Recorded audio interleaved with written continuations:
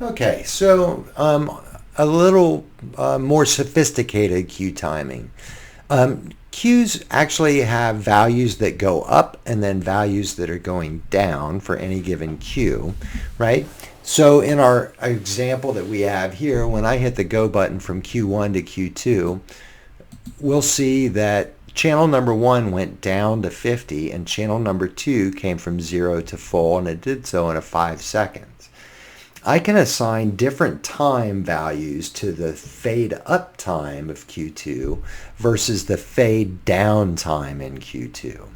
To do that, we just, let's say that we want to make this time up a 1 count, but we want to keep it a down fade time of 5. Time, just hit time again. You'll see in the command line that I have Q2 time 1, and then it says when I hit time again, it'll say downtime 5, enter. And then you'll see that my timeline splits into these two different times, a time up time and a down time. Now let's look and see what that looks like. Watch channels 1 and 2 up here, and you'll see channel 1 rises in a 1 count, or channel 2 rises in a 1 count, but channel 1 fades down in a 5 count. Here we go, and go. Right? So channel 2 is complete, and 1 is still fading, and now it's complete.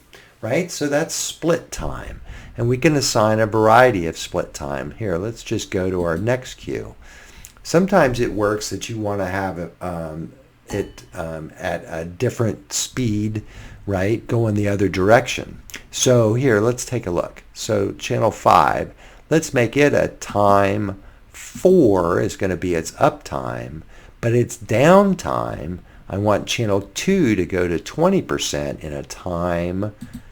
So I just hit time again, 0, enter, right? So now channel 3 is going to fade up in a 4 count, and channel 2 is going to bump to 20. Let's hit our back button, and we'll standby lights Q3 and go. And you'll see that that bumped, and this is still fading. Now, let's just say that you accidentally typed this in and you wound up with this split time, and you really just want it to be a time 4.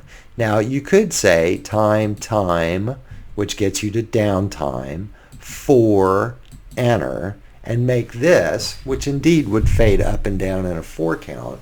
But if you'd rather get back to where you just have a single value, if you just hit time, enter, it'll take you back to your default time, and then say time 4, enter. So that's a little bit about split times.